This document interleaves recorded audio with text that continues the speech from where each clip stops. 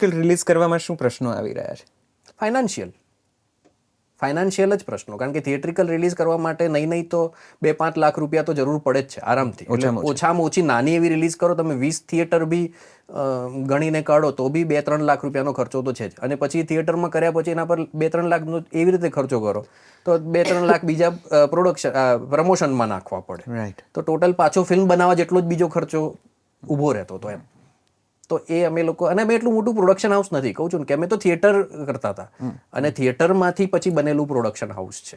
Correct. એટલે તો કોઈનો સપોર્ટ મળ્યો ઇન્ડસ્ટ્રીમાંથી? કોઈએ તમને કાંઈ કોઈ મદદ એવી થઈ કે જેથી તમારી મૂવી લોકો સુધી પહોંચે, થોડું વધારે રિલીઝ સુધી પહોંચે, એવો કોઈનો સાથ સહકાર સાંપડ્યો? હમણાં સુધી તો કોઈને મળ્યા કર્યા, કોઈને પૂછ્યું? હા, બધા સ્ટોરી રિપોસ્ટ કરે છે ઇન્સ્ટાગ્રામ પર અને બધા એવું કહે છે બહુ જ સરસ ફિલ્મ બનાવી છે. એક વાત છે, પણ ફાઇનાન્શિયલી કે એવું તો મેં બધે બહુ જ ટ્રાય કર્યા છે. બધા જ પ્રોડક્શન હાઉસના વોટ્સએપ ગ્રુપ પર મારું ટ્રેલર હશે.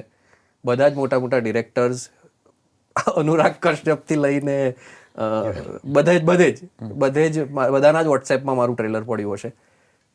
કેટલાય જોયું કેટલાય નહીં જોયું નથી ખબર, પણ એટલે હા, હાથ પગ બધે જ મારી ચૂક્યા છે.